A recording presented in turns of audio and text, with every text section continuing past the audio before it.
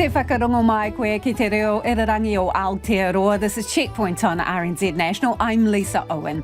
Haere aki nei, COVID masks could be on the way out. Has the flood-damaged far north been forgotten? While the Deputy Mayor's asking ministers, where the bloody hell are you? Rising rates are giving Aucklanders a lot to rant about and they're clogging up council phone lines doing it. The squishy, slimy, slightly gross 1 metre long earthworm and the absolutely delighted boy who discovered it. And buckle up, because the Knicks are on tour. We're coming to you from Sam Cane country. Are the fans keeping the faith? Find out soon. And don't forget, you can watch us live on Freeview Channel 50.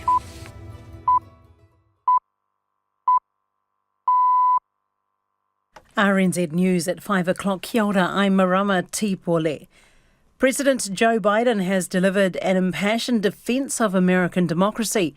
In a scathing speech dubbed the battle for the soul of the nation, he's condemned the politics of Donald Trump and Republicans who embrace the former president's Make America Great Again motto. Donald Trump and the MAGA Republicans represent an extremism that threatens the very foundations of our republic. In the primetime speech, Mr Biden asked all Americans to come together to defend their country's democracy, regardless of their ideology. Earlier, Mr Trump said that if he ever became president again, he'd look very, very favourably at granting pardons to those convicted for their part in the Capitol riot. For the third year in a row, New Zealand has had its warmest winter on record. Climate scientists have confirmed it was also the wettest winter on record. Ruth Hill reports. The national average temperature was 9.8 degrees, 1.4 above the average for 1981 to 2010. 84 locations experienced a record or near-record warm winter.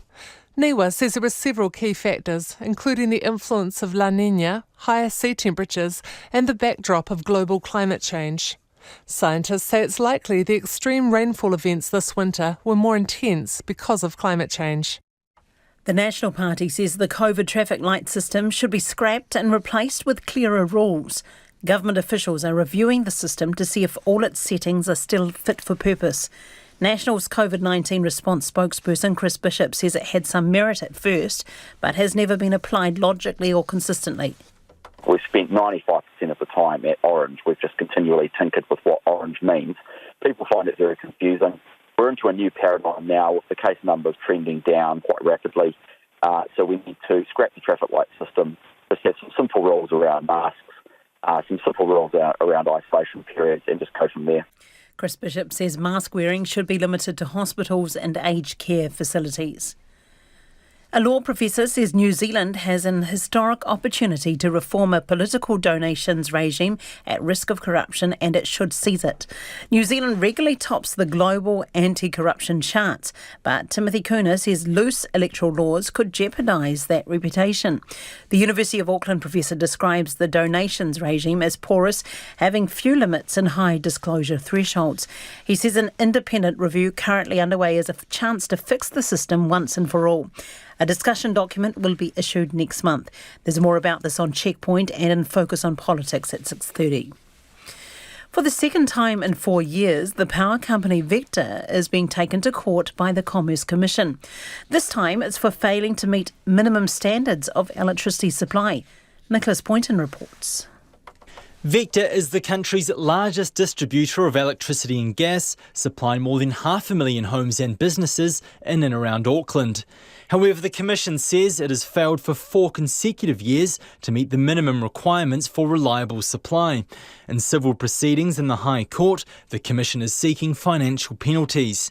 In 2018, it also took Vector to court over what it called an excessive level of power outages in 2015 and 2016. The Commission says Vector is cooperating with the investigation and will not challenge the proceedings. A person died after being hit by a passenger train north of Paikakariki on the Kapiti coast this morning. Emergency services responded to the incident near Mackay's Crossing just before 10 a.m. Train services between Paikakariki and Waikanai have been replaced by buses throughout the day, but Metlink hopes to have the trains running again after 7 this evening. It's 4 minutes past 5. To sport now, and if the Pumas are to keep beating top sides, coach Michael Cheika says their self-belief needs to improve. Argentina will seek to back up their historic win in Christchurch over the All Blacks last week, when the two sides clash in Hamilton tomorrow night. Having seen Ireland score back-to-back wins over New Zealand, Cheika believes the Pumas can do it too. We know it'll be difficult, but one thing we've spoken about a lot and tried to prepare and train is that when it's difficult, that we enjoy it. When the challenge is really big or the situation in a game is really tough, that we try to thrive in that moment. Rafa Nadal is through to the third round of the US Open, but he didn't have it all his own way, and his win over unseeded Italian Fabio Fognini. He had to come from a set down to finally win in 4. Sisters Serena and Venus Williams, playing together in a Grand Slam tournament for the first time in 4 years, have been eliminated from the doubles, losing in straight sets. New Zealand's Michael Venus and Australian Ellen Perez are through to the second round of the mixed doubles. Lydia Ko is tied for 4th, one shot off the lead after the opening round of the latest LPGA tournament in Ohio. And Manchester United have chalked up a third straight win in the English Premier League, beating Leicester City 1-0 to climb to 5th in the standings. That's the news. Tomorrow morning, controversial environmental activist and writer George Monbiot, who's calling for what he calls the end of the most destructive force ever to have been unleashed by humans. Farming. Jules Howard on how we became friends with dogs and discovered their capacity for love. And Emily Perkins, whose new play wonders whether AI humanoids can acquire that same capacity. Cork and Hillaho, join me tomorrow morning from 8 on RNZ National. Lisa Owen and Checkpoint next, but right now the short forecast from Met Service to midnight Saturday. For Northland, Auckland and Coromandel Peninsula, partly cloudy, scattered rain for tomorrow evening. Waikato to Wellington, including the Central High Country and Bay of Plenty. Partly cloudy with isolated showers, but a period of rain tomorrow. Gisborne to Wairarapa, fine today, a period of light rain tomorrow. Nelson and Marlborough, scattered rain developing this evening, but mainly dry for the Kaikoura coast, becoming mostly fine by midday tomorrow. Bulla, Westland and Canterbury High Country, rain with heavy falls, mainly about the ranges, easing to a few showers tomorrow. Canterbury Plains and Christchurch, partly cloudy with possible light rain overnight. Isolated showers tomorrow evening.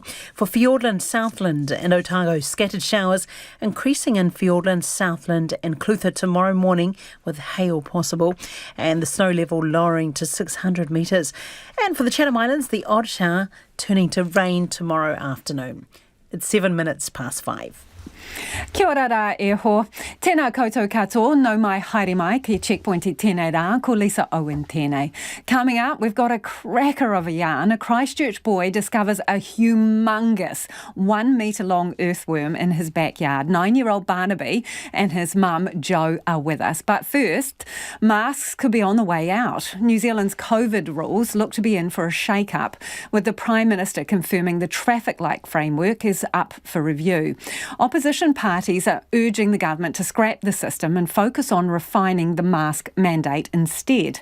It was revealed today one ministry has already been in touch with stakeholders for feedback on narrowing where face masks need to be worn.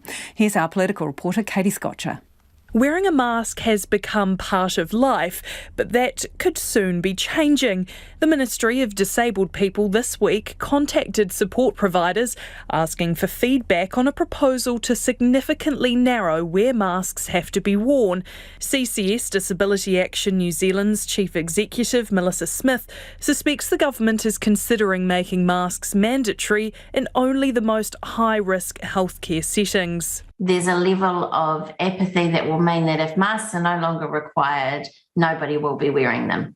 The social responsibility around that will become limited, and that will have an impact on people that have compromised health and wellbeing. Prime Minister Jacinda Ardern says New Zealand's COVID settings are currently under review. She says ministers are yet to receive formal health advice and will meet in a few weeks' time to consider any changes. We're also looking at our broader settings more generally. We've been working with the traffic light system for upwards to a year now, so now's the time for us to look at whether or not all of those settings are fit for purpose we include mask use in that analysis. Melissa Smith is frustrated her organisation was given just 24 hours to share its thoughts on proposed changes to the mask mandates. I don't regard it really as consultation. I feel that it was just making sure that the information had gone out prior to it going out to everybody else. I can't speak to that because, as I've said, we haven't made final decisions, and so obviously this is engagement that's happening at the moment. I can't speak to the timelines that departments are working with others. The Green Party's Te Anau Tuiono is accusing the government of not having a clear plan and says it appears to be removing COVID-19 measures willy-nilly. We've got to get back to that collective responsibility, thinking about the team of 5 million and making sure that we prioritise disabled communities, our immunocompromised whānau and those impacted like our Māori and Pasifika communities. Opposition parties, National and ACT, have long been calling for the traffic light framework to go. We need to scrap the traffic light system, just have some simple rules around masks, some simple rules around isolation periods, and just go from there. The traffic light system is meaningless. It would make more sense to dump it than further defile it. These people in Hamilton are keen to see restrictions eased too, especially the mask mandates. Oh, I have one, but I don't wear it too often. 90% of the people don't wear them anyway, so... Don't really care anymore. I prefer to walk without them. I'm a Year 2 teacher and it's pretty tough. If the mask rules do change, University of Auckland aerosol chemist Dr Joel Rindelab is urging people to continue wearing them in some places. I would very much recommend to wear those masks indoors, especially in places like healthcare or even on public transit. For now, masks must be worn on public transport, domestic flights, inside public venues like libraries, healthcare services and retail businesses. We'll find out in a few weeks if that requirement will change. And that was Katie Scotcher there. We're interested to know what you think. Are you ready to say goodbye to masks, or do you reckon you'll still wear one in some places, even if you don't have to anymore? You know, buses, restaurants, let us know your thoughts. Text us on 2101, or you can email checkpoints@rnz.co.nz. 11 minutes past 5, kia mau tonu mai. Stay with us. You're listening to Checkpoint on RNZ National.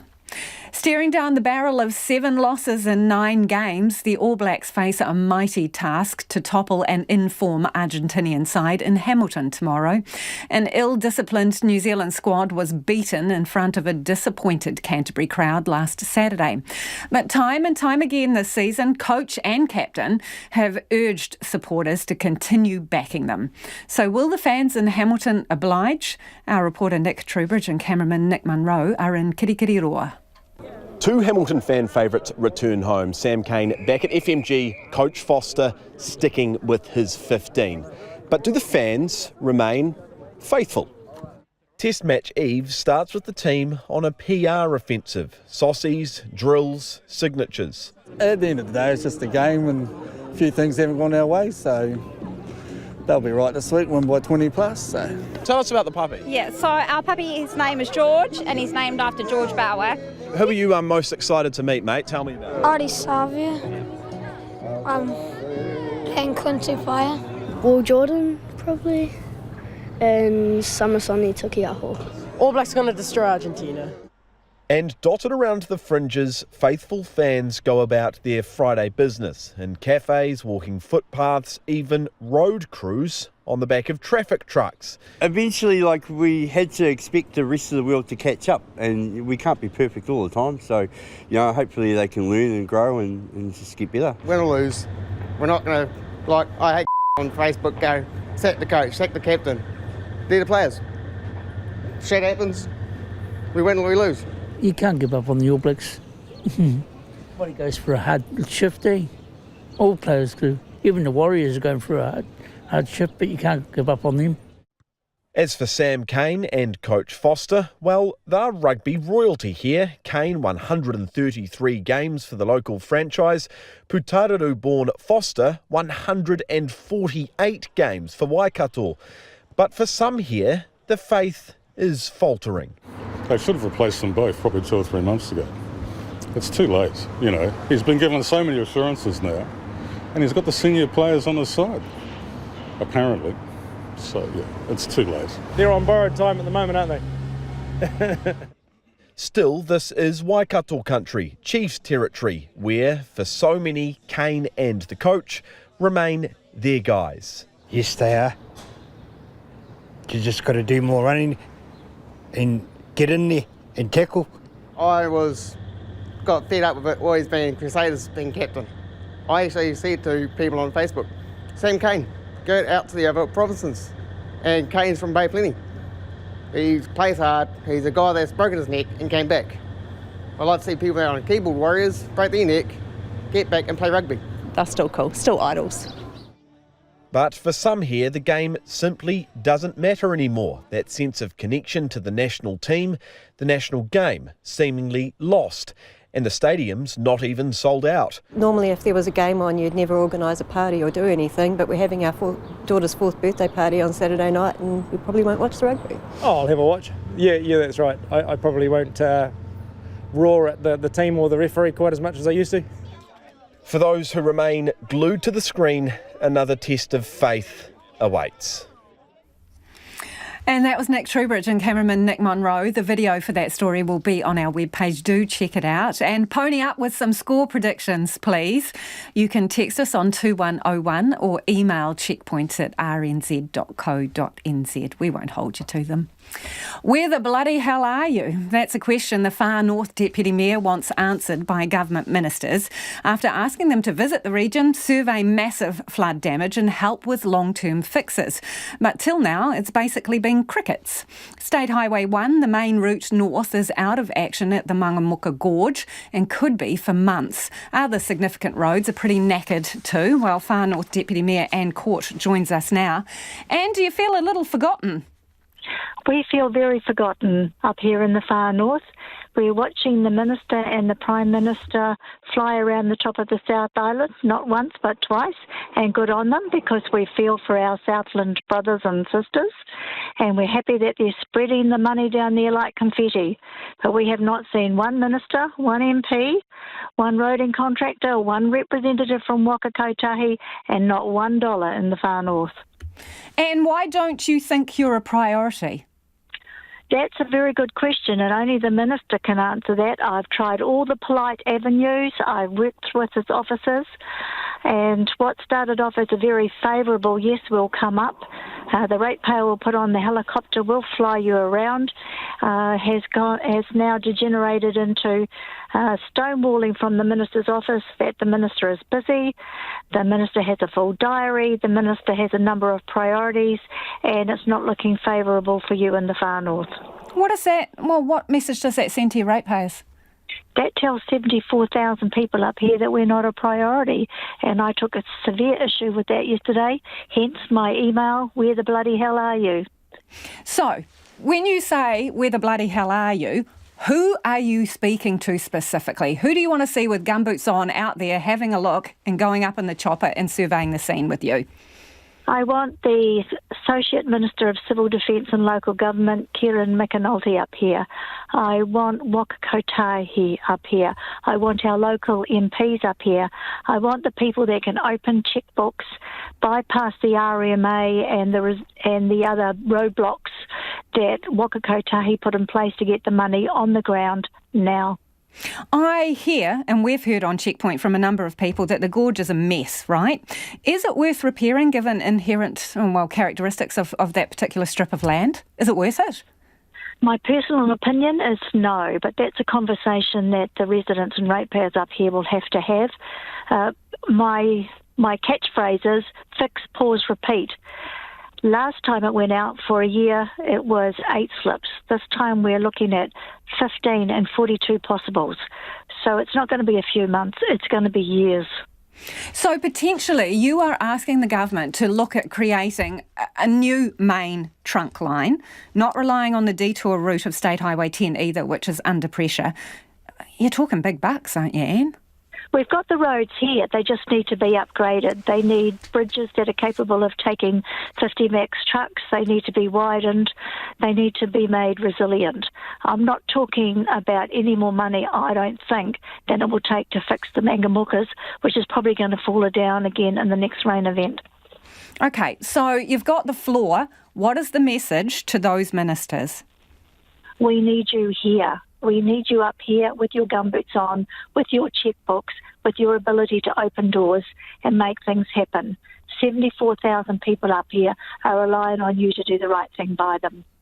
Appreciate your time, Anne. Anne Court, who's the Far North Deputy Mayor. It is 19 minutes past 5. You're with Checkpoint on RNZ National.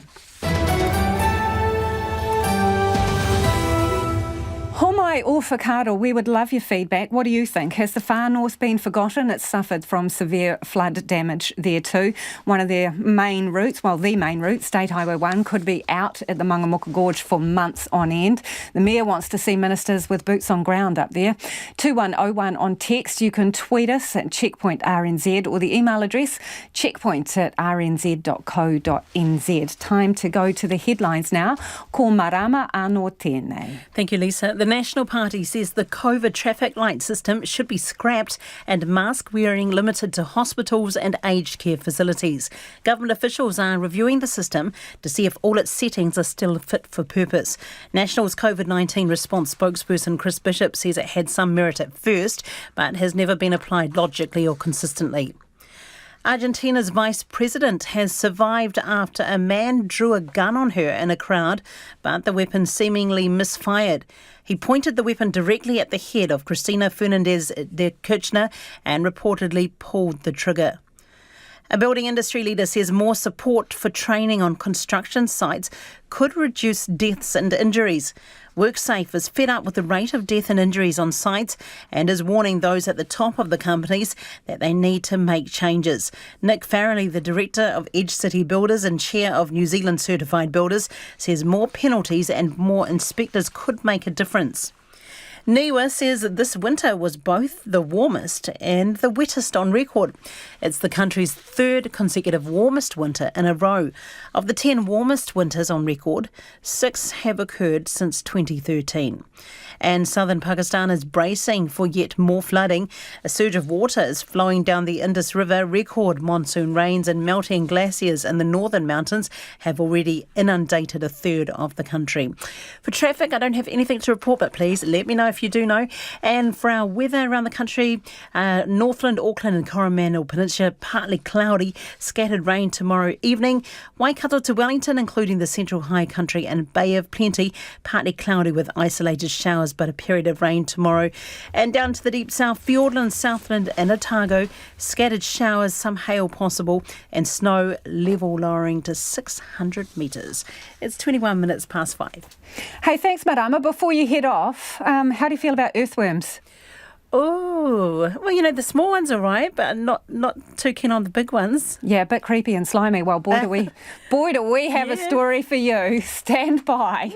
A Christchurch boy has had one of the best days of his life after discovering a giant, and we mean giant, earthworm in his backyard. Picture this, an absolutely monstrous, long, squishy thing that looks like a cross between a chicken sausage and an intestine. 9-year-old Barnaby Dominigan made the discovery at the bottom of his garden. Now, I asked his mum, Jo, exactly how big is it? I think it's probably about a metre. He was out playing in the yard. We've got a bit of an abandoned riverbed on the edge of our property, and that's where he was digging around and stumbled upon in the water this giant, disgusting worm. And so I suspect it's about a metre long. He got it out with a stick, didn't want to touch it, but was pretty delighted to find it. Did it put up any resistance, Jo? Like was it burrowed down or what? No, you know what? I think it was already deceased when he came across it. So it was sort of just bobbing on the edge of the water there, and he dug the stick in and pulled it up. And then my husband took the photo. Didn't take any videos or anything, wasn't overly excited by it, my husband, which I just can't believe, because as soon as I saw the photo, I just, wanted to be sick in my mouth. I've got to be honest, Jo, it is potentially the most disgusting thing I've seen in a long while. Right? Yeah, I agree. I can't disagree with you. Did they tell you anything about the texture or the feel of it? It's huge for a start. It is so huge, and it looks to me in the photo pretty springy, which is pretty gross. I wonder if because it had been floating in the water a bit, I wonder if it had taken on some water, and so it was sort of bloated, which I don't really even like saying because that's so disgusting, but that's what I wonder. It kind of looks like you've gutted some creature off Star Wars and that's the intestines. It also looks like other parts of the anatomy. Parts of it look like other parts of certain parts of anatomy, but we won't talk about those, perhaps. How do you know it's a worm? Well, we've had a bit of interest today, as you might have noticed, and so one of the people that looked at it through another provider has commented on it being a particular type of worm that is more often found in the North Island, that can grow to about 1.3, 1.4 metres or something, and they based on the photo, they're saying that that's what they think it is. And so has he had a good sort of, ferret around to see if there aren't any more members of the whānau down at the bottom of the garden? Oh, I don't want to think about more members of the whānau. No, I hope no, he hasn't really. But he's gone back for a wee recce to see if he could find him again today, but he's not there. I think he's floated on to his next home. I don't want to labour the point, but it is huge, and your son is holding it up there like a trophy, right? Did your husband give you any idea of the weight of the thing? Oh, no, good question. No, he didn't. We've got 5 children. He was out playing with all of them. His Barney with his giant worm didn't really take the moment that I would have had I been home from work, because it just looks ginormous, right? Yeah. So no, but maybe Barnaby will know when you talk to him. I'm not sure. I haven't asked him. I've tried to not ask too many specific questions because it's disgusting. I tend to agree. Hey, is Barnaby there? Because we would love a quick word with the hunter and gatherer. I'll get him on for you. Here you go. Just a moment. Hello. Hi, Barnaby. Wow, what a fantastic find. Where did you find this creature? Well, I found it in a riverbed, which still has some a lot of water in it, out by my backyard, drowned in the water, and I had no idea why it was there. Did you touch it? No, because I was just being sure that I didn't want to touch it because I wasn't 100% sure if it had bacteria or stuff like that.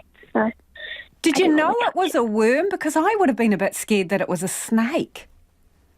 Well, I kind of thought it was a worm because it had the shape of a worm but not the size. It's pretty fat, isn't it? Yeah. And what do you think what do you think the feel of it would be? What did it kind of look like? Was it slimy? Well, yeah, it looks like... I don't know how to describe it, but I'm pretty sure it would look like it's really slimy and squishy and stuff like that. Did it have a little face? Could you see eyes, Barnaby? No, I couldn't see eyes, but I could see, I'm not sure what it's called, that giant... The area where there's this big lump of skin all around their body, it was huge. That I don't know exactly what that's called. So. Did it smell? No, it didn't smell. No, I couldn't smell anything really. Yeah, and in terms of how big it is, can you try and describe for me? I mean, you seem to have long arms. I'm looking at you in a picture. Was it as long as both of your arms, or how big? I would say a metre, probably. Did you shout out to your father and say, "Hey, Dad, look what I found"? Yep, definitely. He was the one who took the photo. Weren't you tempted to keep it and take it to school? I tried to convince my dad to keep it in a plastic bag, but he wasn't really in on that idea. Really? No. Why? What do you think the problem was there, Barnaby? Well, I think it's because, adults don't really enjoy giant worms in their houses. If I was an adult, I would agree. But for you, right, so you're still a kid, what did you think of the worm? I thought of it as an amazing discovery, and I could not believe my eyes. Pretty lucky. You're pretty lucky to have found that, I think. Yeah. Yeah. Mm-hmm. You'll remember that for a while, don't you reckon, Barnaby? Yeah, I definitely agree with that. We've just been talking about that before. If you had to give it a name, or did you give it a name? I actually have named it. Oh, tell me, please. This is kind of weird, but his name is Dead Fred. Dead Fred, that is not weird. That is so on the money, Barnaby. That is a fantastic name for a deceased giant worm that is over a metre long. Dead Fred. Thank you. You are absolutely awesome, Barnaby. You've made my day. I'm so pleased to have had this conversation with you.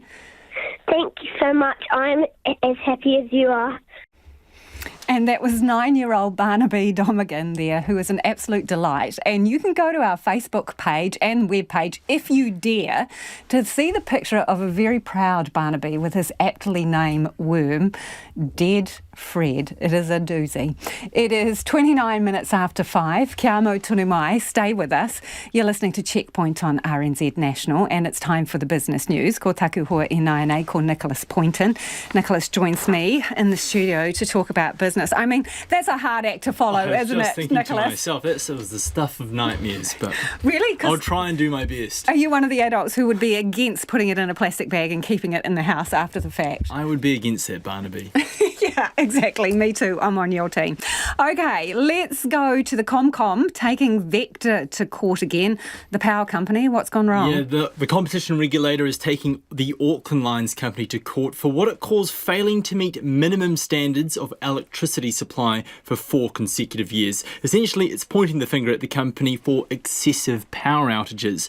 And this is substantial because Vector is the biggest distributor of electricity and gas in the country. It supplies 500 households and businesses in and around Auckland. Now, the charges have been filed in the High Court, and the Commerce Commission says it is seeking financial penalties. It also says that Vector has cooperated with its investigation and won't challenge the proceedings.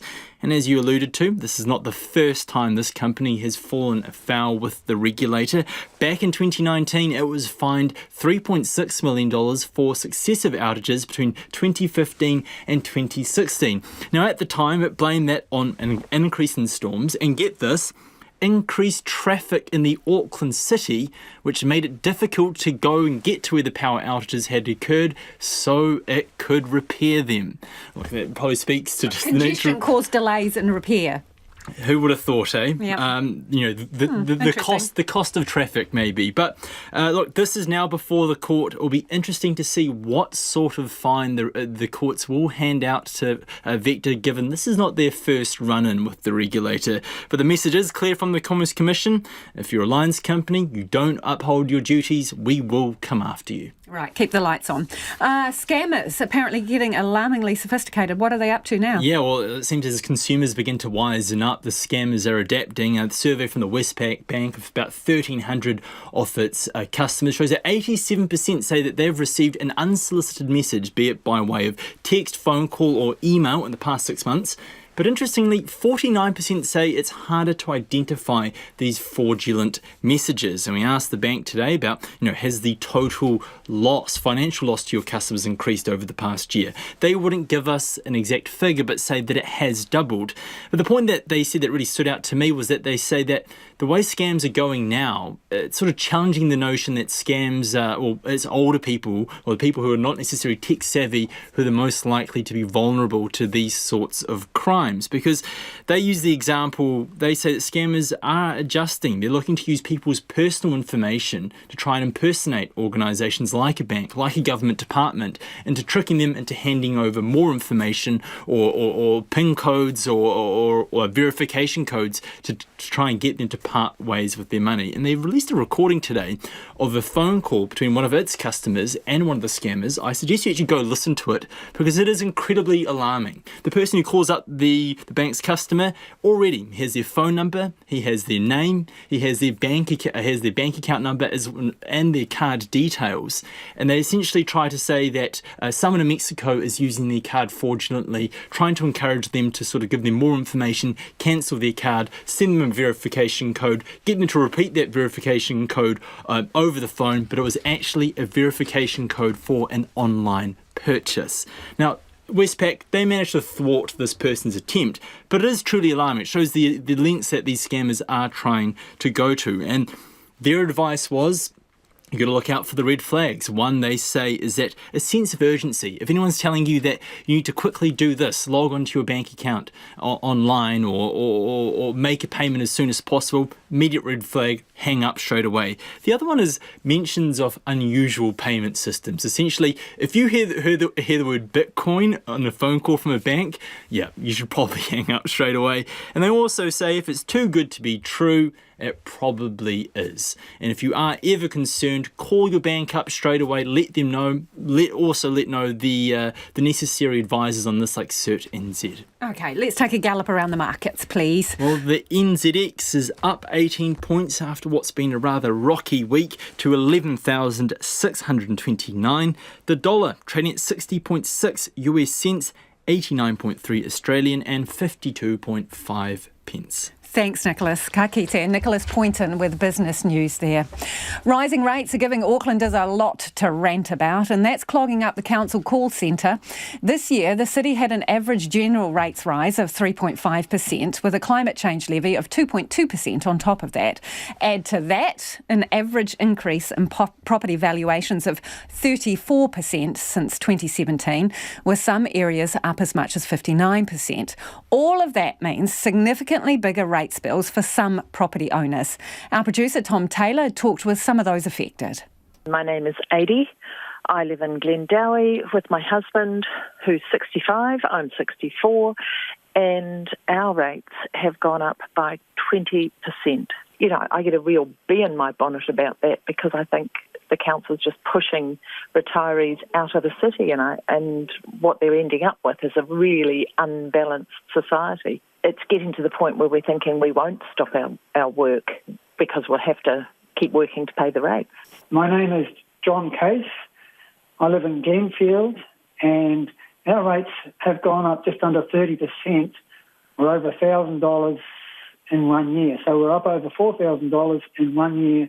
So what I've done is I've paid my rates at the existing level, and I'm just standing up to the council because they don't come back to me. I've lodged a complaint.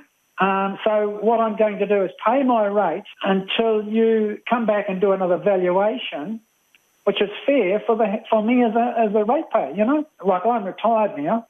All we want to live in a house, and we want to see the next generation be able to afford to live in a house, you know.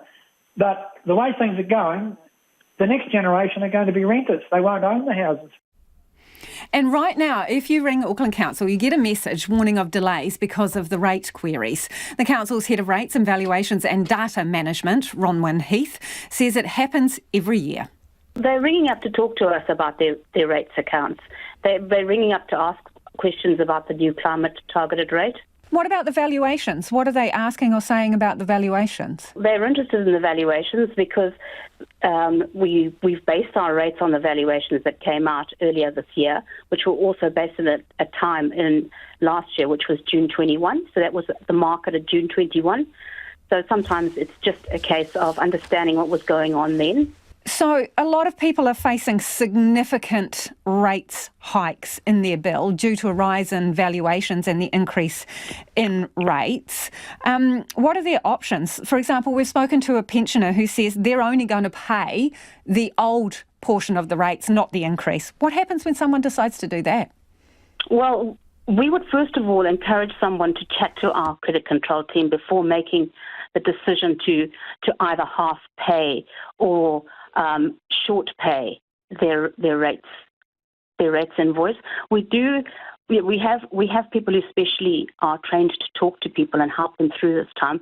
But we also would talk to them about the rebate. You've mentioned pensioner, so I'm thinking this person may be eligible for the rebate system, which is administered by the council, but it's actually a central government initiative where a person can get up to $700 rebate, which they can go towards their rates if they qualify. How do they qualify, Ronwyn? Basically, what they would need to do is they can hop onto the Auckland Council, they can give us a call, but you'll be eligible for a rebate if you're receiving a certain amount of, if you have an income of X per year.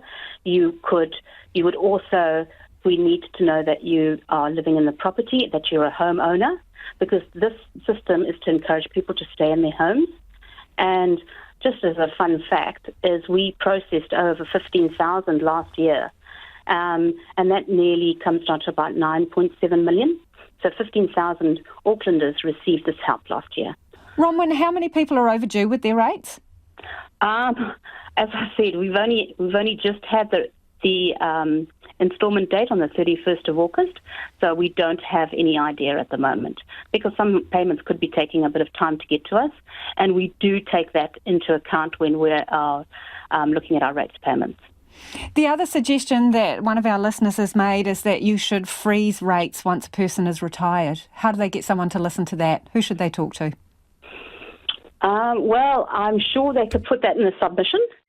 That's a new one to me, freezing rates after somebody has retired. A person could postpone their rates if they so choose, and we have a postponement option, and a person can choose if they've retired, if they'd like to. It's open to anyone, really, if you meet the criteria, to be able to postpone rates for as long as you would like. And then what happens when you die? The house is sold and you collect the rates then? That would probably happen, yes. So you still got to pay. You don't get out of your taxes or your rates. Well, ultimately, it is, the rates are set legally, so that would be a case. But I mean, it is an option for people who are finding it difficult to pay rates. And that was Auckland Council's Head of Rates, Valuations and Data Management, Bronwyn Heath. It is 20 to 6. You're with Checkpoint on RNZ National.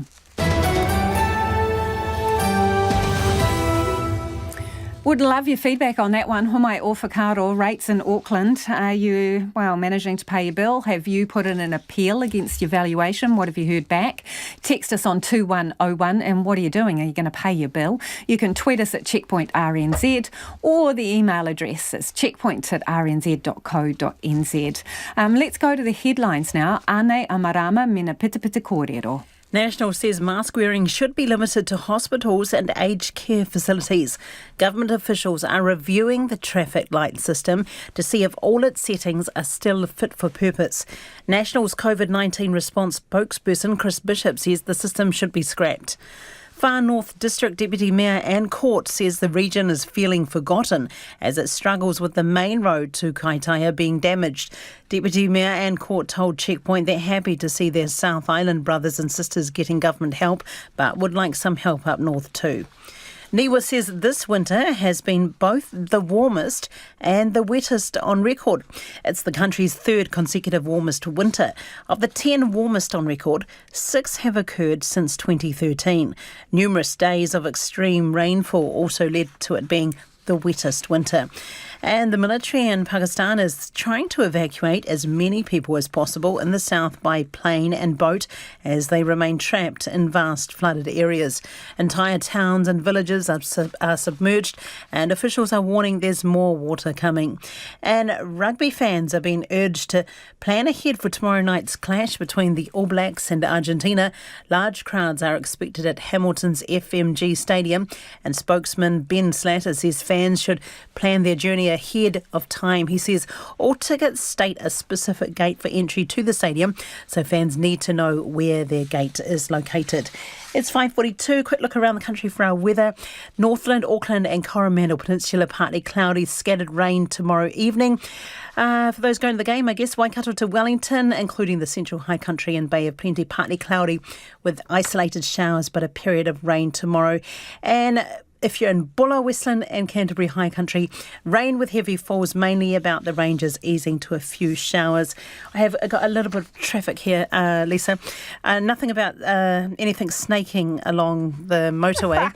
No Fred Deads, but dead Freds, oh my gosh. Okay, but here we go. Be prepared overnight for some motorway closures next week. There's going to be a wide range of overnight roadwork closures planned on the Auckland motorway network for the upcoming week. That's it from me for Lisa until 6 o'clock. It's 5:43. Ngā mihi, and on the subject of dead Freds, in our interview with Barnaby, you're loving him.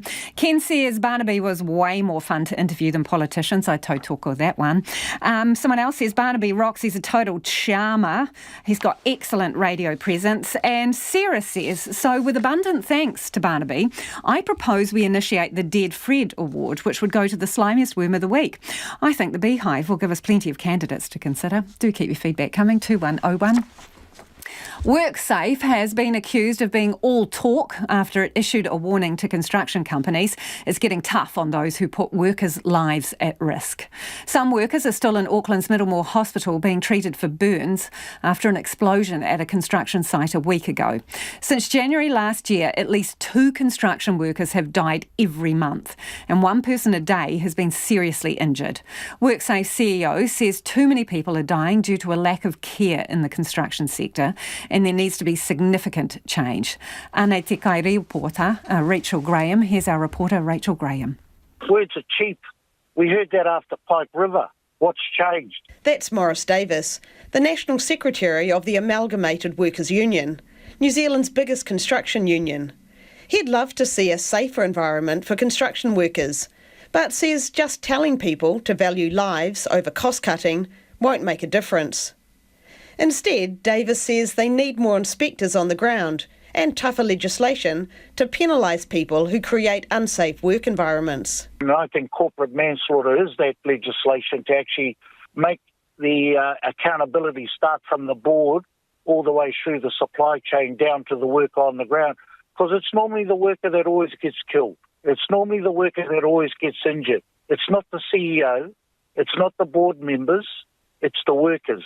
WorkSafe Chief Executive Phil Parkes says they do have a new strategy, which he hopes will bring significant change.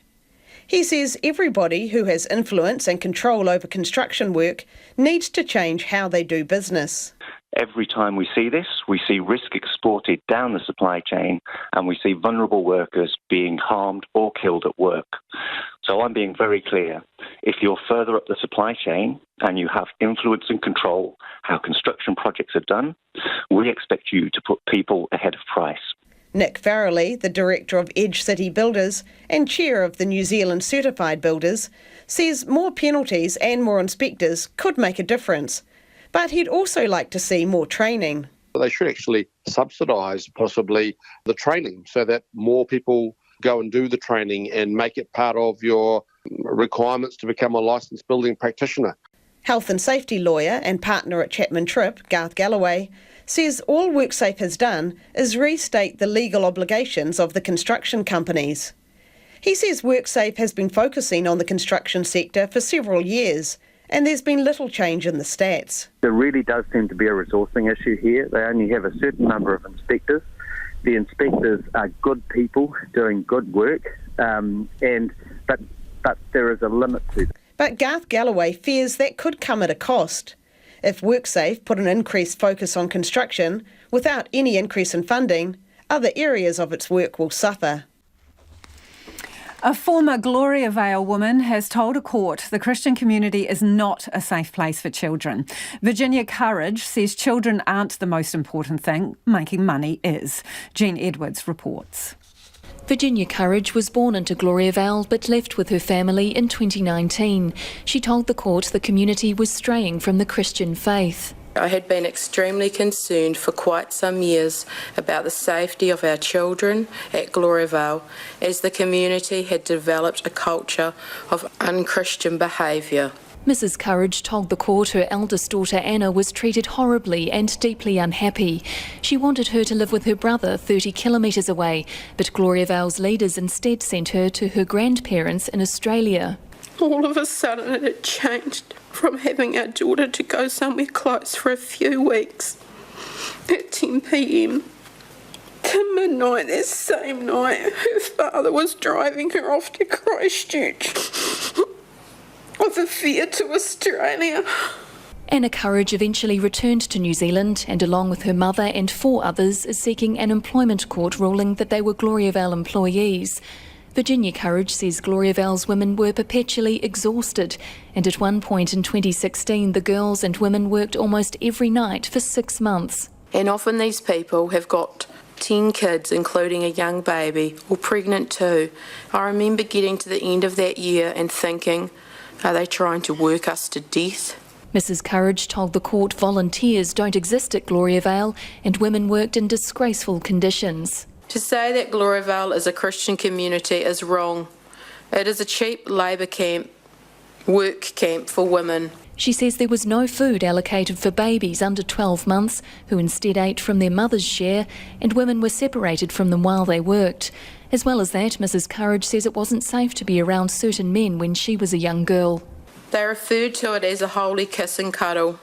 It's supposed to be at Sunday meeting in front of everyone, but it became part of the culture that any man could approach primary, high school girls and demand a cuddle at any time. Later, she says a leader publicly stated women weren't to make a fuss if they were being raped. She told the court Gloriavale never properly dealt with sexual abuse and didn't have a plan to prevent sex offending when she left 3 years ago. I do not believe that they practice the Christian faith in accordance with the scripture. They do not provide a safe environment for children and families. Virginia Courage says she now has a fabulous life without working her fingers to the bone. It has not been easy, but leaving Gloriavale is the best decision we have ever made for us and our children. As a mother, I am now intimately involved with my children, whereas in Gloriavale, someone else managed your children's lives. In effect, they owned them. Gloriavale's leaders strongly contest the women's claims and deny they were ever employees. And that report was from Jean Edwards.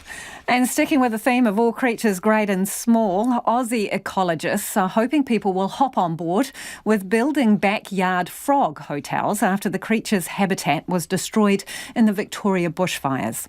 The DIY temporary frog accommodation made of PVC pipes, water containers, soil and ferns is aimed at replicating their natural environment and can be set up in urban gardens where many frogs are migrating to in search of vegetation. Gippsland ecologist Bryce Watts-Parker says the community's been keen to get involved. In the 2019-20 Black Summer bushfires, around 1 million hectares burnt throughout East Gippsland here in Victoria. And a lot of those fires, there was really severe drought leading up to that. So a lot of those fires burnt really hot and quite severely. And a lot of our major waterways were really impacted by fires. So not only frogs, but a lot of different species, birds, turtles, plants, etc. They also got really impacted by those fires. And the idea of the frog hotels was a way of just encouraging local community members in those fire impacted areas to help create habitat in their own backyard, because what we noticed immediately after the fires, that's where a lot of frogs were being found, because there was habitat, that's where the food is. Normally people have the odd kind of swimming pool or frog pond kicking around, and it was just a fantastic way of providing a bit of a helping hand to those frogs, and then also encouraging a bit of citizen science, encouraging local community members to go out there and help track frog recovery. So basically the frogs are hopping off into people's backyards because that's where the vegetation is and that's where they can comfortably settle in. But you are standing next to something, for the people who are listening rather than watching. It kind of looks like something out of Willy Wonka and the Chocolate Factory, or, the back end workings of a church organ. It is in fact what you call a frog hotel. So just kind of talk us through what it looks like and how it works. Yeah, for sure. So beside me, I've got a frog hotel. This is just one design of a frog hotel. You can be really creative with your frog hotels. You can make them really large, as big as a bathtub. You can make them really small. It all depends how big your backyard is. So the idea of a frog hotel is if you've got a pretty boring backyard in relation to what a frog might want in a backyard, like you don't have a pond or not a lot of vegetation, a frog hotel is a really cool way of creating a bit of habitat for them. So really you just need a bit of a container. So today we just went down to Bunnings, our local hardware store, and bought quite a kind of a half barrel. You fill it up with a bit of river sand, a bit of potting mix. We've got PVC pipe, which is, you can choose whatever diameter you want, but we've chosen 50 mil for this. And you just kind of go to the section in your hardware store where there's all different crazy T-pieces and connectors and joiners, and you just put them onto the different bits of pipe and you stick them into the dirt, and you plant some native plants in there to help create a bit of a moist microclimate. And that's literally your frog hotel. So this hotel in particular is designed for what we call tree frogs in the genus Electoral. So they're frogs that are really good at climbing. So they've got little suction cups on their fingers, and they can basically hop and climb up into these hotels. And during the day when it's really hot, obviously frogs don't like hopping around when it's hot. They can take refuge in there, in people's backyards. So, Bryce, what I'm looking at is the kind of piping that you would use to take the water flow off your guttering, right? So that is the kind of basis of it. And just so I'm clear on this, does the little frog seek refuge in that pipe? Is that where they kind of hang out when it gets too hot? Yeah, spot on. So this is literally kind of household plumbing that you go down to your local hardware, or you could go to a tip shop and collect. And I encourage, if you want to have a bit of a look online, if you type in frog hotels, or particularly in Northern Territory, Northern Australia, they're really, really popular. You can see just frog hotels full of frogs, but as opposed to the green tree frogs, which are found kind of in the northern areas of Australia, we're kind of encouraging our more brown frogs that are found down here, like the brown tree frog, the green and gold bell frog, the screaming or bleating tree frog. They're some of the species that we're targeting with these frog hotels. So is there much enthusiasm, A, from people to do this, and B, from the frogs to occupy said hotels? Yeah, look, we must admit we're pretty early on this, early in the game. We've just kind of started really promoting the use of frog hotels in people's backyards. So at the moment, community's enthusiasm is a lot higher than frog occupancy. So we're waiting for the frogs to move in, but our attitude is if you build it, they'll eventually come. So so far, I know particularly I'm from Far East Gippsland, living in Malakuta, and I know quite a lot of people that have gone into their backyards. It's a fantastic activity to do with your family. Whole family can get involved, and you go out, make a frog hotel, and eventually, hopefully, you'll get some frogs move in. And that's ecologist Bryce Watts-Parker. Check out the video online. It'll show you how to make a frog hotel. Maybe you can get one to move into your backyard. The owners of a derelict cool stores building on the banks of the Patea River in Taranaki are being put on notice that it's structurally unsound and more must be done to keep people out of it. Children play in the rubbish-strewn building while squatters and vandals have lit fires inside as the 100-year-old building crumbles around them. Robin Martin has been in Patea. The Patea Dairy Association cool stores date back to the late 1800s, and the graffiti-daubed concrete structure standing today was built in 1921. The demise of coastal shipping forced the dairy business to close in 1959, and it's since been used in a variety of ways, but has stood empty for many years. The South Taranaki District Council has twice served its owners with a dangerous building notice. And Group Manager Environmental Services, Liam Dagg, says they've now called in structural engineers. We're still waiting on the final report, but the initial indications is that there's some, significant structural concerns with elements of the building. So we're probably going to escalate up from, fencing to signage to fencing, or hoardings, or how we contain the building better. The cool store owners are required to display signage discouraging people from entering the building, but it's easily accessible. Liam Dagg says it's made up of multiple cells with multiple entry points. It's a difficult management issue. So what we're looking to investigate is whether we can contain the site through hoardings, just blocking the entrances either through fencing or some other provisions, and worst case we may have to look at demolition.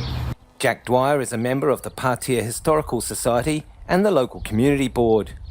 She says the building has suffered from neglect. It's just the ravages of time that's slowly eroding it. It's 100 years old, and it was well built at the time, but it hasn't had any maintenance. The roofs have fallen in, so therefore the side structures have become unstable. That's the main thing. The integrity of the structure's diminished. Jack Dwyer says a safety-first approach must be taken. We're never happy to see a building go, but in this case it's a tricky one because, in my community board stance as well, we do realise that it is becoming a dangerous spot, and we love it looking over the river. It's just so aesthetically pleasing, but there's always two sides to every story. The building's owner is Pātaka Processors Limited. Its sole director is Inglewood businessman Michael Smart. He says he's tried to secure the building, but to no avail. I've spent, money trying to keep everything safe there, putting the signs up not to go in it and putting netting up on all the openings, but it just keeps taken down, and all the old pump stuff, what was in part of it, all got stolen. All the steel's been stolen out of it. He's got no plans for the cool stores at the moment. Not a lot at the moment, really. Nothing. It's just sitting there, and that's about it really at this stage. Michael Smart says the cost of demolition would be out of his reach. Not that everybody is ready to see the cool stores go. Diana Signal, who was out walking her dogs, remembers playing in the cool stores as a child and has taken her own children through them. I would hate to see it go. It's just always been here, and yeah. What was your favourite thing about going through there? Oh, it's just spooky and exciting. There's not really a lot to do in Patea with kids, so coming down here and having a good explore, but not that I'm advocating that children should be doing that. The structural engineer's report should be finalised this month. RNZ News at 6 o'clock. Good evening, I'm Marama Tipole. President Joe Biden has made an impassioned speech in defence of American democracy. He warned that Donald Trump and Republicans who embrace his Make America Great Again motto represent a form of extremism that threatens the US way of life. The BBC's Sarah Smith reports. In a carefully orchestrated speech in front of the building in which the Declaration of Independence was signed, President Biden warned Americans that they faced a grave threat to their democracy from an extremist ideology that embraced political violence and refused to accept the results of a free election. And he directly named his predecessor as the leader of that dangerous movement. As he was heckled by Trump supporters with a megaphone, Mr. Biden said the majority of Republicans did not share those extreme views. The leading Republican, Kevin McCarthy, said the president should apologise for slandering tens of millions of Americans as fascists. Southern Pakistan is bracing for yet more flooding as a surge of water comes down the Indus River. Record monsoon rains and melting glaciers in the northern mountains have inundated a third of the country, killing more than 1,200 people, including 416 children. The military is trying to evacuate as many people as possible in the south by plane and boat. This woman is among those who have been evacuated. Her words are translated. One of the walls fell on my leg. I was stuck there and couldn't move for days. I've lost everything. I thought I was going to die. The United Nations has appealed for $160 million to help with what it calls an unprecedented climate catastrophe. Back home, the Far North Deputy Mayor is annoyed that government ministers have toured flood-damaged areas of the South Island but are ignoring her region. Anne Court says she's asked ministers and MPs to come and survey the damage and help with long-term repairs, but no one will come. She says many roads are out of action and it could take months to repair State Highway 1 at the Mangamuka Gorge. Ms Court told Checkpoint the Far North has been forgotten. We feel for our Southland brothers and sisters, and we're happy that they're spreading the money down there like confetti. But we have not seen one minister, one MP, one roading contractor, one representative from Waka Kotahi, and not $1 in the Far North. Anne Court says she's dumbfounded as to why ministers are refusing to visit. The ACT Party says the government doesn't need to review the COVID-19 traffic light system. It needs to dump it altogether. The Prime Minister has confirmed the system is being reviewed to see if all its settings are still fit for purpose. ACT's leader David Seymour says none of the rules offer any value beyond what hospitals are naturally doing for themselves anyway. The traffic light system started out as a combination of vaccine requirements, crowd size limits, contact tracing and mask requirements. All but the masks have now been removed. Meaning that the traffic light system is meaningless. It would make more sense to dump it than further defile it. National also says the system should be scrapped. Its COVID-19 response spokesperson Chris Bishop says mask wearing should be limited to hospitals and aged care facilities. A retired dentist from South Waikato who runs a free service out of a mobile shipping container says the region needs help. Sue Cole joined a delegation of local councillors, iwi and business groups who travelled to Wellington to ask for government funding. She heads Trinity Koha Dental Clinic, which moves between vulnerable communities offering treatment to those who can't afford to pay. It sees about 100 patients a week. Ms Cole says many of them haven't seen a dentist since they were at school and have been in pain for years. She says long-term government investment in South Waikato would be life-changing for its people. Rival protesters have clashed outside a hospital in the South African capital, Pretoria, in a deepening dispute over health treatment for foreign nationals. One group has been stopping people from entering unless they prove their nationality. Counter-demonstrators accuse them of xenophobia. Health Minister Joe Partler has visited the hospital, as the BBC's Lebo DeSico reports. Joe Partler told journalists that a growing number of people from neighbouring countries and as far away as India are coming to South Africa for treatment. And he said if that continues, South Africa will reach a stage where it cannot cope. But he stressed that the Constitution is clear about the right of anyone who lives in the country to access healthcare. Protesters have continued to demand that people prove their nationality before entering the hospital in defiance of a court order against them. The police in Lower Hata are investigating the theft of thousands of dollars worth of medical equipment. Senior Sergeant Richard Potton says a locked ambulance was parked outside an address in Waifetu Road early this morning while paramedics on a call-out were attending to a patient inside. When they returned to the vehicle, they found thieves had broken in and taken drugs and life-saving equipment. Wellington Free Ambulance says the stolen drugs are potentially lethal if taken incorrectly. The police are encouraging anyone with information to come forward so the equipment can be recovered. It's 6:05. To sport now, and as the losses continue to mount, All Blacks coach Ian Foster is enjoying being back in his hometown before tomorrow's second test against Argentina in Hamilton. Foster yesterday named an unchanged starting lineup, the same 15 that took the field last weekend against the Pumas, who delivered New Zealand's 6th defeat in 8 games. She's a tough job to get away from, particularly in a test week. Look, I haven't wanted to get away from it, but is it good to be home? Yes, it is. There's nothing like going back and having a night's sleep in your own bed, so I've loved that. Figured out that my wife still loves me, which is important to me. Rafael Nadal is through to the third round of the US Open, but he didn't have it all his own way in his win over unseeded Italian Fabio Fognini.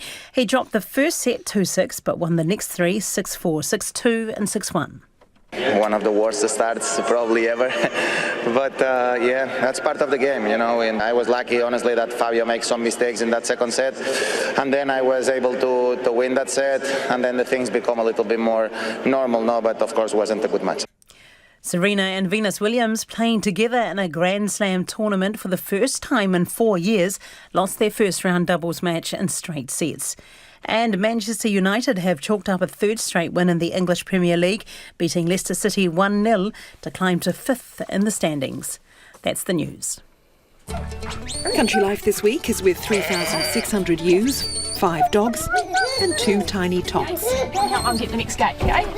All under the watchful eye of young Taihape farmer Mari Whittle. Go! Let's go! It takes a lot longer, but at least they're learning and being part of it. It's nice for them to be out in the fresh air, and hopefully they think I'm still a cool mum because I can work too. It's not just Dad they can go to work with. Taking on the family farm. Country Life, Friday at 9 during nights and Saturday morning after the 7 o'clock news on RNZ National. Back to Lisa Owen and Checkpoint in a moment, but right now the short forecast from Met Service to midnight Saturday. Northland, Auckland and the Coromandel Peninsula partly cloudy, scattered rain tomorrow evening. Waikato to Wellington, including the central high country and Bay of Plenty. Partly cloudy with isolated showers, but a period of rain tomorrow. Gisborne to Wairarapa, fine, a period of light rain tomorrow. For Nelson and Marlborough, scattered rain developing this evening, but mainly dry for the Kaikoura coast, becoming mostly fine by midday tomorrow. Now for Bulla, Westland and Canterbury high country, a different story. Rain with very heavy falls, mainly about the ranges, easing to a few showers tomorrow. For Canterbury Plains and Christchurch, partly cloudy with possible light rain overnight, isolated showers tomorrow evening. Fiordland, Southland and Otago, scattered showers increasing in Fiordland, Southland and Clutha tomorrow morning with hail possible, and snow lowering to 600 metres. For the Chatham Islands, the odd shower turning to rain tomorrow afternoon. It's 6:08. Nā mihi eho, no mai, hoki mai, this is Checkpoint, ko Lisa Owen tēnei. With New Zealand's donation regime under the spotlight, a legal expert is calling for historic change, warning the system is on shaky foundations. A sweeping review of the electoral system is underway, and Timothy Kuna from Auckland University says New Zealand must make the most of the opportunity. Our political reporter Annika Smith has more. New Zealand regularly tops the global anti-corruption charts, but there are warnings loose electoral laws could put that at risk. Timothy Kuna, a Fulbright senior scholar in Spain, has written books on corruption and democracy with a focus on campaign finance reform in the United States. He's surprised at how lax the rules are here. I assumed coming here and seeing its reputation for such low levels of corruption that it was a pretty regulated set of electoral laws. Instead, he found a system with few limits, high disclosure thresholds, and an only recent ban on foreign donations. Seeing that there was really essentially no regulation of the lobbying industry, I was pretty taken aback by that, and it made me think that what's good about this country politically is on pretty shaky foundations. Wouldn't be hard to wreck it. There's been a run of serious fraud office prosecutions in the High Court against political parties, upping the scrutiny on the current rules. In May, then Justice Minister Chris Farfoy asked 6 experts to review the system. Nearly everything is on the table, from the voting age to the funding of political parties to the length of the parliamentary term. The kind of comprehensive review that we're undertaking is really special. Lawyer Deborah Hart chairs the panel. It means that we can really look at everything, and some things when you tweak one thing, it puts something else out of balance. So really it's a chance to look at the whole system. Timothy Kuna says the time is right for change. We have this historic opportunity and these unprecedented SFO investigations and Crown prosecutions that are making us all notice what's been going on for decades. The opposition has mounted a sustained campaign against tightening up the rules. This particular law is an absolute abomination. There's very good reasons why people might want to donate anonymously. Being targeted, concern about perceived risks to the safety of the family and employment and business interests. Mr Kuna says this argument that tighter donation rules amount to censorship or privacy breaches has also played out in the US. That's why you get Democratic backsliding. That's why you get rising liberal populism, because the public sphere stops caring about you unless you've got a lot of money. The final report won't be made public until the end of next year, after the 2023 election. But the public can soon have its say when a discussion document is published later this month. And that was political reporter Annika Smith. And if you'd like to hear more, listen into this week's episode of Focus on Politics. That's at 6:30 tonight. It is 11 minutes past 6 and you're with Checkpoint on RNZ National. People in southern Pakistan face even more devastation after record floods submerged a third of the country. Satellite images show how 100-kilometre wide inland lakes has emerged in the south, where there was once agricultural fields. Entire villages are underwater and there is still more water coming. The BBC's Fahar Jawad has more. Quetta, the provincial capital of Balochistan, one of the most affected provinces, and it's been 2.5 months of flooding here and people are still waiting for help. They're still suffering. I am surrounded by houses which are raised to the ground. All you can see right now is rubble, and one reason, these houses were built right next to a stream. Tasleem Akhtar and her family, they are trying to collect whatever is left of their home. Balochistan has 34 districts, and out of them, 31 are directly affected by this flood. And many of them are completely cut off from the rest of the country. In Quetta, the provincial capital, it's been 5 days that there is no electricity, no gas supply, and mobile phones are not working. The UN is calling the situation in Pakistan a climate catastrophe. With more from Sindh province, here's Pumsa Filani. There's more water coming into this district. Authorities have warned people to leave everything and try to get to safety. For people, what they were able to salvage is blankets, some pillows, others just plastic bags that they can try to use for cover. This area has been flooded for weeks.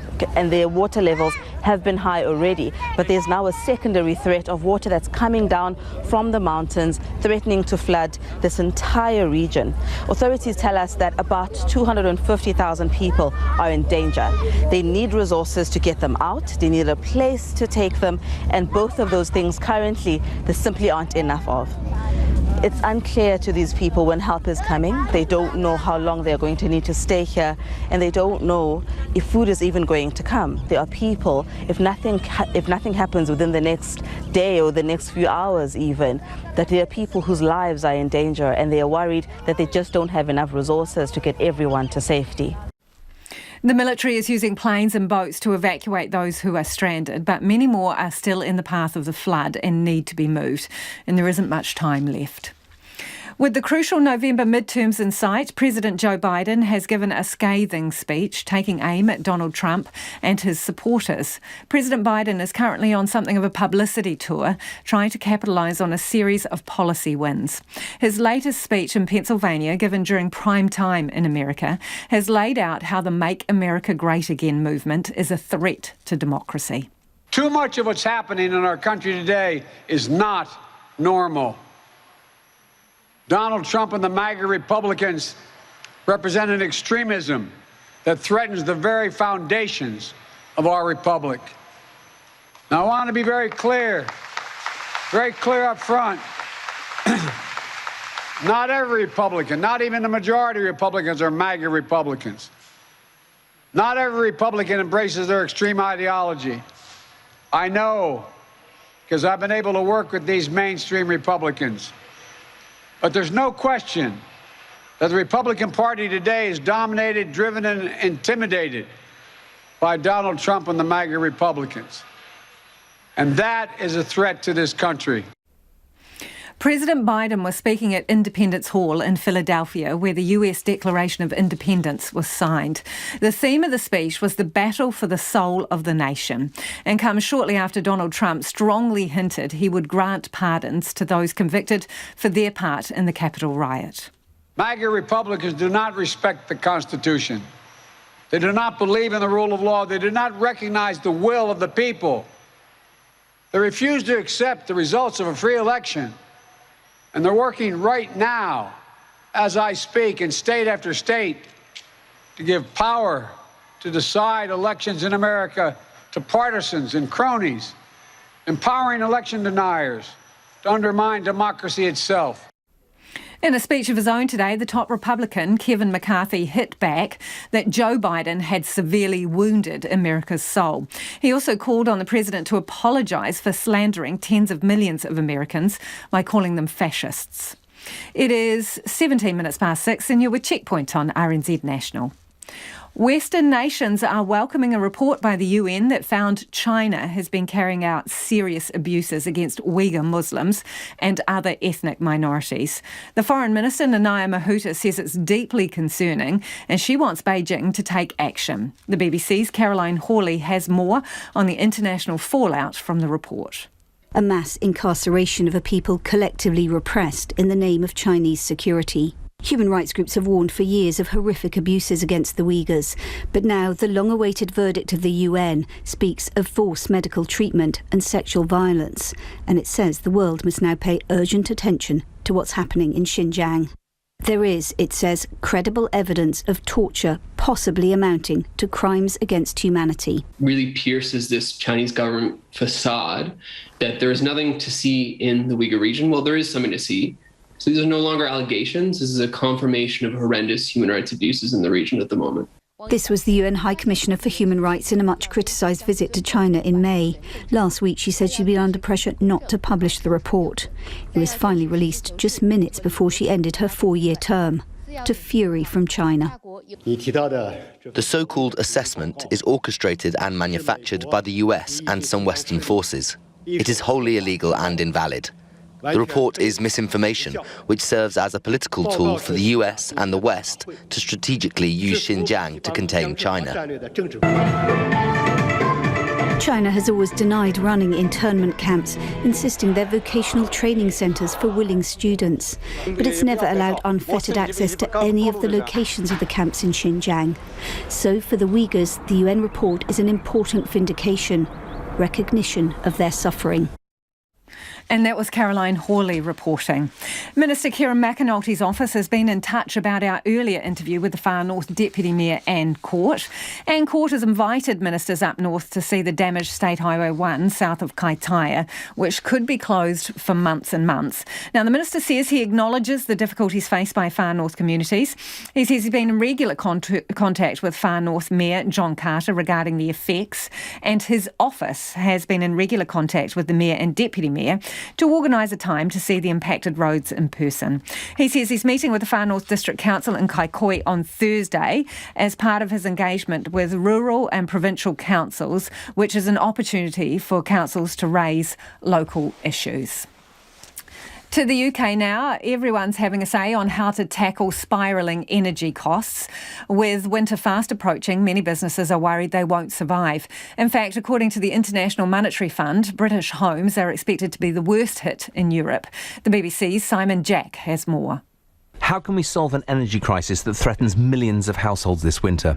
The boss of energy company OVO, which has over 4 million customers, said we need a solution quickly or we'll face dire consequences. We are going to see a winter like never before, with people going hungry, going cold, and the NHS being overwhelmed by the health impacts of the energy crisis this winter.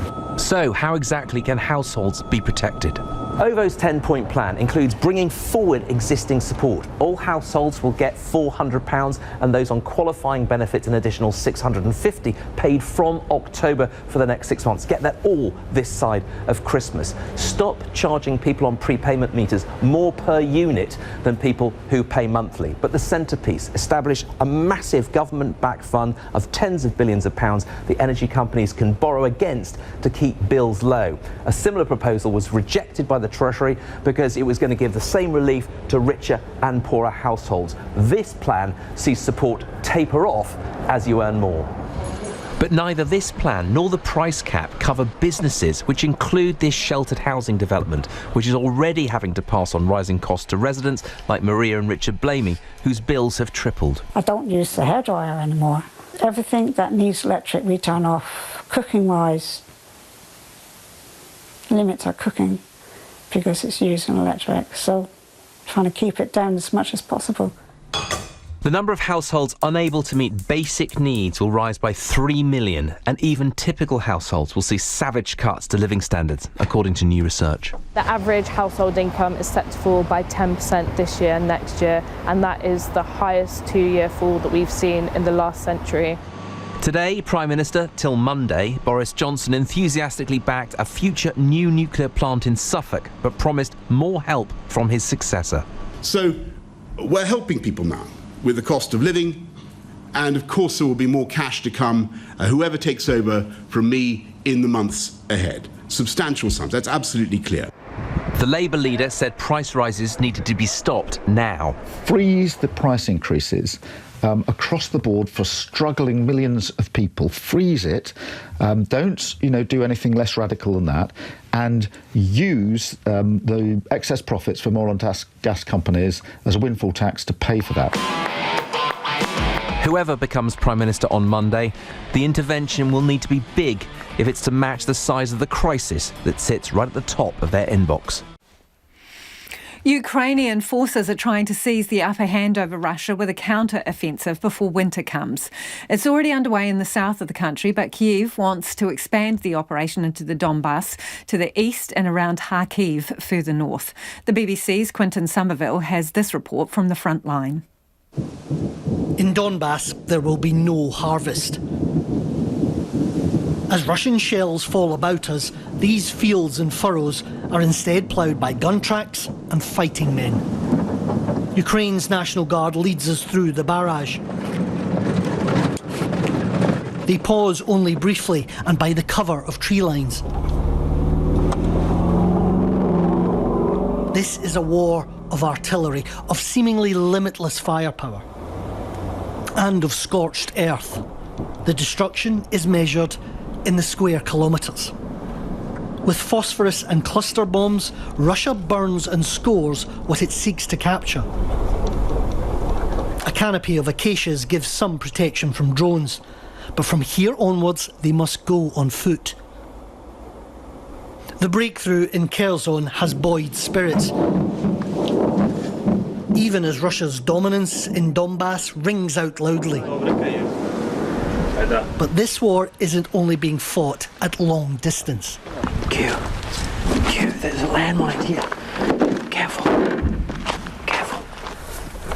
The threat here isn't just the artillery you can hear, it's also these landmines.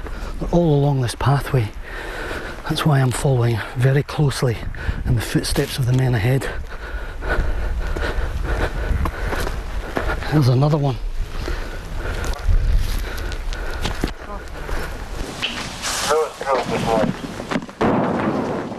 And there are more threats. Some locals are ambivalent, others hostile to Ukrainian forces. But not Sergei. Where is your wife? And is it hard being apart? Yes. Каждый час, каждый момент. Every hour, every moment I miss her. Трудно без неї. It's difficult without her. Тому що люблю її. Because I love her. Вона мене любить. And she loves me. What a life. Таке время. But I think we will get through it all. Everything will be for the better. Все буде краще. На краще. Despite the shelling, Yeva and her mother appear numb to danger. We can hear the shelling all around us. I am afraid. I have a small selection of medical supplies which could be helpful. If suddenly, God forbid, something happens to my child or to anybody at all, I will give them first aid and take them somewhere for further treatment. But at the moment, as long as I have strength, I want to stay at home. So for now, Yulia and Yeva will hang on here amid the illusion of a normal life. In villages and towns for hundreds of kilometres, there's no school, no work, no life. A country frozen in time and in conflict. Few live this war as fast and as close to danger as Ruslan and his team of army medics. The cost of hesitation lies all too apparent by the roadside. Speed is a matter of life and death for them and for their patients. Their ambulance can't afford to wait until the shelling stops. But there are times when even Ruslan and his medics have to take cover.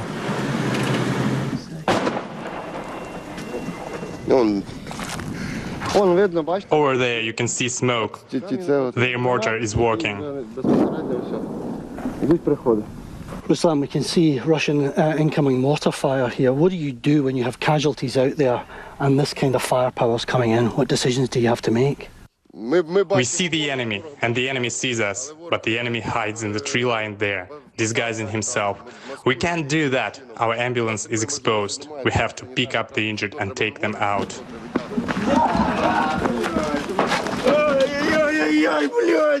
Russia's viciousness is the daily burden of Ukrainian combat medics.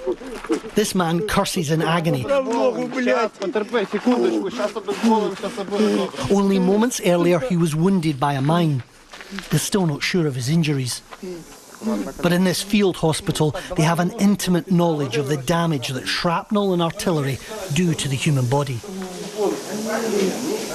They are covered in blast wounds, their limbs broken. His colleague too has been hit. Time is critical here for two reasons: the patient's life, and the medics never know when more casualties will arrive. Skilled workers looking to immigrate down under now have thousands more places to choose from in Australia. This year, the cap on skilled migration into Australia will rise from 160,000 to 195,000. The announcement might make it more difficult for New Zealand to attract new workers, but it's been welcomed by both unions and businesses across the ditch. The ABC's James Glenday says the announcement includes an additional 5,000 health workers. Regions are going to get an increase of 9,000 visas allocated. The number states can sponsor will go up by 20,000 from 11 to 31,000. There'll be 7,000 spots for tech workers, nearly 5,000 for healthcare workers. Now, skilled migration is not a popular political thing to do. It often causes concerns about housing, infrastructure, but we've got these pretty key shortages, particularly in things like teaching, nursing, aviation, lots of digital jobs. But I will point out that the Albanese government's been very clear. The focus is permanent skilled migration. So the idea is these people come, take skilled jobs, share those skills, help train others, and they stay and build their lives here. And Labor's pretty relaxed about that. So is the union movement. And yesterday we also had a separate $1 billion announcement about extra TAFE funding, 180,000 fee-free TAFE places. That's so that, the question's always asked when we have skilled migration, well, why can't we train Australians? So they're doing that as well. But the skill shortage is such that we need these people from overseas. Everyone agrees with that. And it's not as though we can just turn a tap on like we used to and get extra people immediately, because there are some pretty big skill shortages in many other parts of the world in the wake of COVID, particularly areas like nursing and aged care and teaching. And so we're in that global competition that'll happen over the next year or so. And the last word today goes to a listener/viewer on the giant worm in Christchurch. They say nobody needs to see that.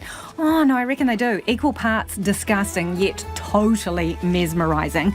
Check it out on our webpage, and Barnaby, the proud finder of that giant worm. That is all we've got time for this evening. Stay tuned. The Late News team's going to keep you updated throughout the evening. And remember, if you missed anything, you can check us out on Spotify, Apple, or wherever you get your podcasts from. Kaua e wariwari te atatero I a mātou kōrero. Check out our videos and stories all online too. Catch you next week. RNZ News Headlines, I'm Catriona McLeod. The Far North Deputy Mayor is annoyed that government ministers have toured flood-damaged areas of the South Island but are ignoring the Far North. The ACT Party says the government doesn't need to review the COVID-19 traffic light system. It needs to dump it altogether. Australia is planning to boost its permanent immigration numbers by 35,000 to 195,000. It's trying to bring some relief for businesses battling widespread staff shortages. Those are the headlines. More details in the news at 7. Māpuna, te hōtaka e whakaterehia ana e au e Julia Wilcox, ia te rā horoi, hei te pūtūtanga, i runga i te reo itirangi o Aotearoa. Māpuna celebrates Aotearoa legends, leaders, artists, and you. That's Māpuna every Saturday at noon on RNZ National. He Māpuna e aroha tia ana, e kai ngā kau tia ana. Ngā mihi Julian, and I'm Brian Crump, getting ready for another night on RNZ National, and it's a Friday night, so Sonic Tonic night. And because today is the 356th anniversary of the start of the Great Fire of London, we have a Sonic Tonic dedicated to combustion. Now, we realised that we had a Sonic Tonic dedicated to fire just last November. Apologies that there's such a short time frame between these two similar topics. But we did find that there were lots and lots of fantastic fire songs that didn't make the cut last time. So there's still lots to look forward to, we reckon, after the news at 7. Now, the 7:07pm question, last time it was what lights your fire, or something like that. So